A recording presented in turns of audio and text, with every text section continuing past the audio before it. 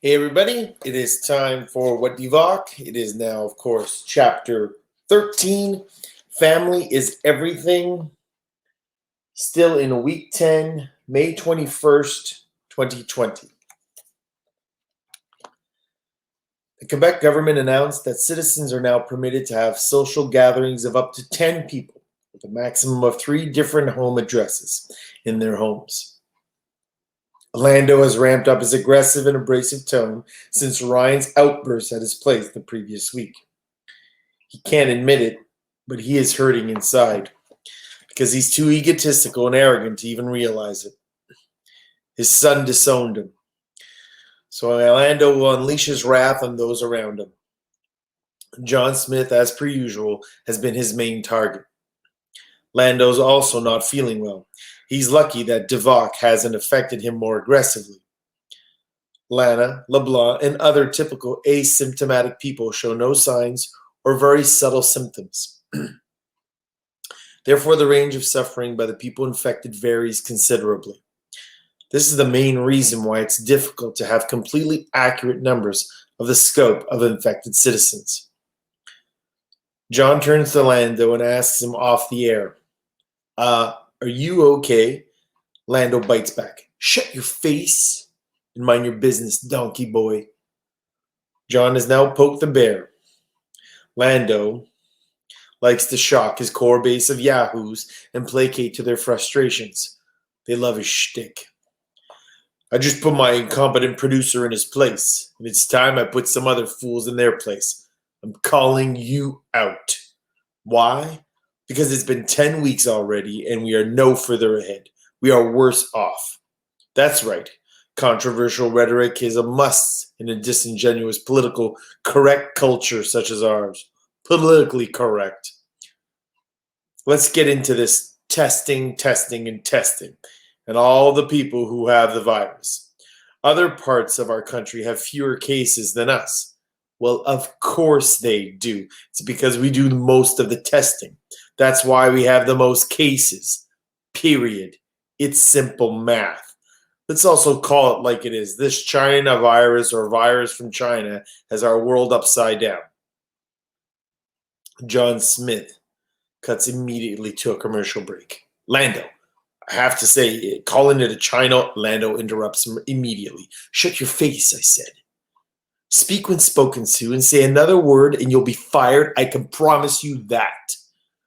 The rest of the show is a tirade of stereotypes, generalities, the blame game, and scapegoats while offering empty solutions without any logistical reality toward implementing them. Jake goes for an early morning run. His body is reshaping itself into a healthier version. Even with his Zoom work fiasco, Jake's outlook on life is all positive. He doesn't sweat the small stuff. Life is supposed to be funny. Enjoy it, even when it's at your own expense. It's not easy, but living in that headspace is a beautiful place to be. He hears a few more bonjour hellos coming from strangers as he runs. It seems as though his neighbors have gone on a politeness kick. He feels better when he runs, as he's more observant of his surroundings and even notices a few interactions in people's homes as he jogs by. With the better weather and the windows open, sounds sporadically emanate from those homes. Some are laughter and singing, but unfortunately Jake also hears a fair amount of arguing. It's normal for nerves to be frayed and tempers to be short, and combustible scenarios to play out behind closed doors. But Jake is all about mind over matter. As his energy levels increase, he's now even able to have a conversation on the phone while jogging. He quickly gives a quick have a great day to his father and touches base with LeBlanc and a check-in with a client also. Healthy choices and social interactions and business optimization are all wrapped up into one for this guy. Who says men can only do one thing at a time? An hour later, Kate heads to work and talks to Jake on the phone on the way, as he now sits on his deck after his run. She explains the latest with her ex and her son, and she doesn't know how to help the latter, which is tearing her up. Jake wants to hug and help her, but doesn't know what he could do. With all the personal drama happening at home, Kate is struggling to keep everything at work from falling apart also. Her staff is wearing down, as anxiety and stress hammer downs on the residents. She needs to be the rock and minimize the risks and keep everyone safe. And Jake has learned he can only help Kate steer away from the extreme pressures of being everything to everyone. She always seems to have this self-induced pressure put back on her shoulders. On this day, the stress is off the charts. Kate tells Jake she will be home at 4 and she needs to get home to help her son. That gives Jake an idea. Mac finally talks to Arthur on the phone for a few minutes, and it's been a couple of days, and he explains how worried he is about his buddy. He can sense that Arthur is not being totally transparent, and he knows how extremely stubborn his portly friend is. Arthur shoots back, "I just need some rest, some real sleep, don't worry so much." Mac persists this time. He and Jake agreed that they will no longer take no for an answer. Jake made it clear that somebody has to take a stand with Arthur because he is not looking good. Arthur finally gives in, and after Mac wears him down, Fine, I don't feel better tomorrow, I'll get checked." Mac is happy and adds, "You'll get tested and you'll know what to do or not. We can't pretend that this can't happen to you or me. We can't live in that denial." It's almost lunchtime, and Lana is waiting for Lando as he walks in the door. They are dysfunctional at best, but things are becoming even uglier between the two. He opens the door, and she unloads on him. "A China virus? You said that. It's a China fault? It's Chinese fault? It's the Chinese people who created a virus that was intended to spread across the world and cause chaos? Are you serious? That's what that means when you said that on the air. You're a bigger idiot than I thought. Your girlfriend is half Chinese, and you throw out bullshit like that for any moron who listens to you to now feel validated to normalize their contempt for others who don't look like them? You marginalize and you demonize and fabricate stereotypes about people from other countries? I'm half Chinese. Lana May, Lando. Your bigotry is unacceptable. Pack your things and get the bleep out of here." This is as angry as Lana has ever been. Maybe this is finally the end, once and for all. Whoa, Lando has been ripped apart by Lana before, but this was intense. He's kind of shell-shocked. He really needs to make up for this one. So tonight he'll be at a hotel, but he will kick his pocketbook, his go-to apology strategy, into overdrive to try to ensure that his forced holiday hotel doesn't last all that long. In the Celeste household, Ryan is quiet, Evelyn is quiet, and Monroe is looking at both of them, trying to initiate a conversation. This is a perfect snapshot of an upside-down world. Monroe, the usual gruff, is the one trying to be the social one in the family. Yikes. Things are messed up for sure. "So, what are you all going to do today?" Evelyn shrugs. Ryan doesn't even look up from his phone. Monroe realizes he'll have to find an interesting topic to spark a reaction. Monroe decides to tap into the catalog of hot topic conversations, such as politics, religion, and then family. Our politicians, they stink, all of them. But you know the problem. Everyone complains, but nobody gets involved or runs for office themselves. You reap what you sow, and that's why we are stuck with people we don't vote for. We simply vote against the ones we like the least." There's a pause, and Ryan and Evelyn say nothing. Monroe probably should have known better, since nobody ever wants to talk about politics with him in this house. Strike one. He continues. You see what happens when people start to lose their way? People should be praying more. We've been living on borrowed time. I've been telling you for years. Back in my day, we were better to one another. All this new techno stuff, I bet you it's partly why all these virus things even exist. Maybe it's those giant tech or pharmaceutical companies that invented this to make money. Ryan and Evelyn stare at him, not even sure what to say. They're both frustrated and have no interest in Monroe's speech. Strike two. Finally, he goes with the heavy hitter, family. This will always elicit some kind of visceral reaction, good, bad, or ugly. He wants something, anything at this point. He looks around. What the hell is going on with this family? You're all acting crazy. Evelyn gets up, stares at him, then walks into her bedroom and takes another nap. Ryan gets up and goes outside. Strike 3. Monroe sits there dumbfounded as even his awkward attempt to bring life back into his family didn't work. Ryan spots Lizzie sitting on her swing, head down, and he heads into the backyard. He heads over to her backyard with nobody the wiser. "Hey, kiddo, how you been? Haven't seen you in a bit." She responds, "I know, I feel invisible anyway." There's no way a little girl should ever have to say that. Right away, Ryan puts his arm around her and hugs her. She holds on tight. Lizzie says, "You're not supposed to hug me. You might get in trouble." Ryan says, "We are already in trouble. But a hug is exactly what we both need right now, more than anything else." "Tell me what's going on." Lizzie explains in more detail about the stuff happening in her house. She says Daddy and Mommy argue more than before, and it scares her sometimes. Ryan explains that sometimes it's hard to understand adults, so if she ever wants to talk with her cool older cousin, just to give him a call. He explains to her now he understands what she's going through. He's only heard his mom and dad speak loudly and argue with one another his entire life. He writes down his phone number on a piece of paper and hands it to her. "Lizzie, call me anytime and I'll come over. We will find a way." Ryan wonders if he should say something to his mom about this or not, because they're both not talking very much right now. It's likely best for him to help Lizzie on his own. If he mentions anything, his mom will likely yell at him for being too close to his cousin, and then she'll tell Aunt Emma. Lizzie's parents are inside, but Lizzie doesn't want to go back in the house, just in case another argument breaks out. "You know what, kiddo? How about we do something every day that we bring back that beautiful smile of yours, maybe even a little laugh? Because did you know that a 6-year-old child should laugh 300 times a day? Adults only laugh 15 to 100 times, so we need to keep your numbers up. I'll tell you a joke or something that can make you smile." "Like what?" Lizzie asks. It's going to be our chuckle and smile moments." Ryan tries to think of a little joke he knows to help change the mindset of his little cousin. "I got one. What do you call cheese that's not yours?" She responds, "What?" "Nacho cheese." They both giggle. And something that always makes me smile is spending time with the coolest kid I know, Miss Little Lizzie.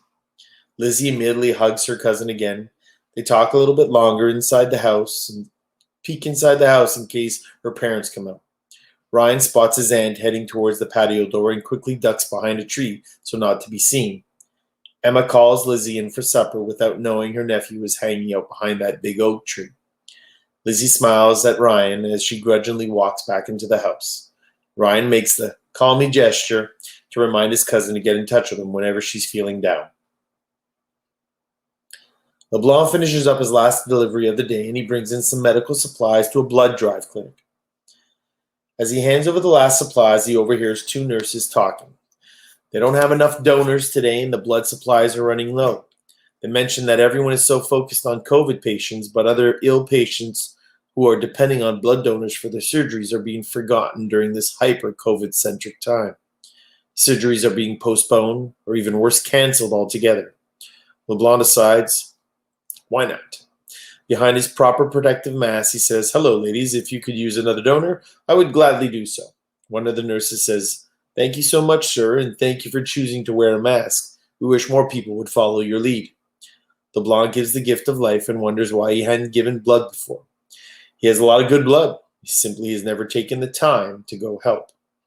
LeBlanc talks up the nurse as he gives his blood, and she explains about COVID testing realities, the nasal swab option to see if you've had it, and the emergence of an antibody blood test that checks if you had the coronavirus antibodies in your blood to see if you've already contacted the virus prior to.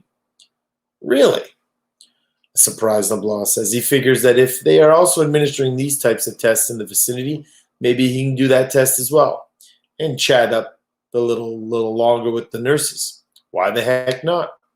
He knows he feels good now, but why not check it out to be sure? He laughs it off in his head, of course. Yeah, right. I never had it anyway, but I did have a little cold, he says to them a little while back. I can get one of these antibody tests, maybe? The nurse goes to check with her colleagues. Yes, they could squeeze him in, especially since he was so nice to give blood and considering how hardly anybody else has shown up to get tested. Jake puts his bold plan into action. His idea will involve, wait for it, an unannounced pop-in. Bold indeed. He remembers Kate saying she'll be at home at 4 to chat with her son. Therefore, he is throwing caution to the wind and taking the bull by the horns. An audacious move, all things considered. He heads over to her place, convinced that fortune favors the brave. He will be able to help. He knows he will. It's now 5 p.m., as he's given Kate a chance to talk with Ryan in his head. Jake knocks on the door, nervous, as he knows that this will come as a shock to Kate, but thinks she'll end up lunging for a huge hug. She's going to understand. All his surprises have turned out roses so far. This will be the ultimate confident, caring, and perfect move for their up-to-now, out-of-the-ordinary courtship. He's been careful, but this will be a catalyst to take the relationship to the next level. An elderly lady opens the door. It's Evelyn. Jake knows immediately who it is and says, "Hi, I'm Jake Ilona. Can I speak with Kate?" Evelyn has her first smile in a long time. "Oh my, the mystery man. Please come in." Jake is excited by the reaction, but also knows some of Kate's COVID rules. Maybe we should ask Kate first to be sure that I can come inside the house. Evelyn replies, "Oh, she's not here."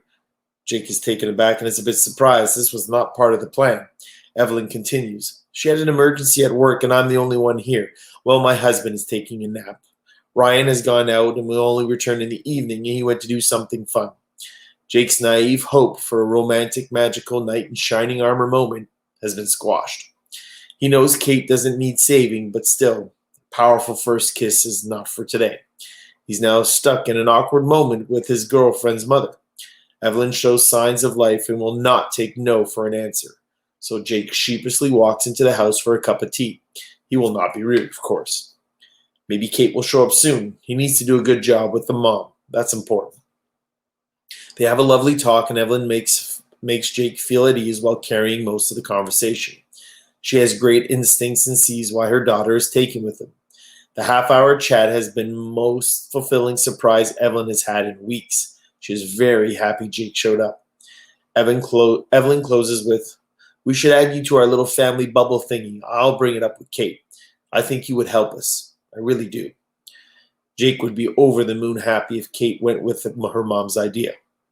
The clock is 5:45 p.m. now, so Jake starts to feel maybe he should leave. He can't realistically wait all day and all night, as Kate may be at work very late. Without really knowing what's the right thing to do in this situation, he thanks Evelyn for the tea and asks her to tell Kate to call him as soon as she gets home. Evelyn is very impressed with him and agrees happily. Kate's had another very rough day at work. A few more residents have shown signs of respiratory problems, and they're being tested to see if those issues are COVID-related or not. She simply could not leave as planned, as a full-scale outbreak within the residence could be catastrophic. She and her staff have done everything they can, but it feels almost like a winless battle. Kate takes these shortfalls as a reflection on her leadership, as per usual. Emma and William are once again at each other's throats. They argue with Lizzie out of sight. Emma's trying to mitigate the noise, of course. William's rage, perhaps alcohol-induced, now turns violent. He slaps Emma right across the face, and Emma is in shock. He then says, I'm sorry. I know we were having problems. I didn't mean to do that." William insists that it was an accidental swing of his arm, which never meant to strike his wife. But it did. Emma is confused and torn. Things have never been this bad with William. This has to be finally the breaking point of their marriage. It can't get any worse than this. Emma is in an out-of-body state. All she can think about is her daughter Lizzie and how it will affect her if her parents break up during a pandemic. It's going to tear her apart. Whether it's denial, confusion, strategy, or simply a coping mechanism, Emma is numb as to what she should do. Her mind is running 1,000,000 miles an hour. She sits on the floor as William sits apologizing over and over, but all she can hear is her own thoughts. He said it was an accident. He didn't mean it. He's sorry. It's the drinking that has poisoned him. The man she fell in love with long ago has hit rock bottom. He has gone over the edge. He must see that now. Maybe one last try for Lizzie's sake. We can get him real help now. Emma starts to speak. There's no more drinking, not a drop. That's it. William nods and weeps crocodile tears. Emma's conflicted more than ever in her life. Is she making a mistake? She tells William, one more chance. One more. That's it. Kate gets home at 8 p.m. and receives a detailed update from her mom. Evelyn mentions that Ryan will be home soon and that Jake stopped by for a surprise visit. Kate is confused as to why Jake showed up. She calls him immediately and asks, why did you come to my house? Jake tries to gauge if she's happy, upset, or simply confused. He explains how he felt he could help support her during these difficult times.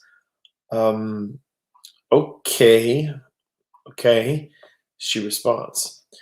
Jake tries to evaluate whether she thinks he has overstepped. Kate listens to his reasoning. She's happy but concerned at the same time. The best way to describe her feelings right now is conflicted. Jake cares, but he shouldn't have shown up like that. Even if he wants to help, Kate made it very clear she wants to keep contact with others to a minimum. As the conversation continues, she's more happy than upset. If she was completely honest with herself, she selfishly wishes that she was at home when he showed up, though. She also desperately wants the affection he wants to show and give her. She politely explains, please no more surprises. My mom talked about maybe adding you to our bubble. She really thinks we should. Jake gets excited. Really? Kate quickly tempers his hopes and says, let's just wait a little longer to be sure, safe and careful. At least until it's less crazy and scary. Ryan suddenly walks in and Kate tells Jake that they'll talk again tomorrow.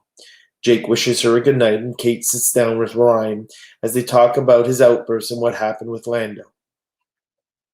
Kate is doing great mom stuff, but she knows there's only so much she can say.